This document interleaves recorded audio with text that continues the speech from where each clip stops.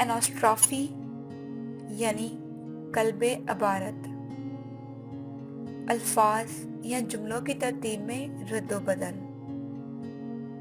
یہ یونانی لفظ ہے جس کا لفظی مطلب ہے واپس مڑنا۔ کسی مخصوص تاثر کو ابھارنے یا مخصوص قافیہ یعنی رائم یا آہنگ یعنی ردم حاصل کرنے کے لیے جملے کے مختلف حصوں کی عمومی ترتیب میں رد و بدل اناسٹرافی کہلاتا ہے۔ ان دو لائنز میں لفظوں کی عمومی ترتیب میں رد و بدل یعنی انورشن کی گئی ہے۔ The Lord to me a shepherd is, want therefore shall not I.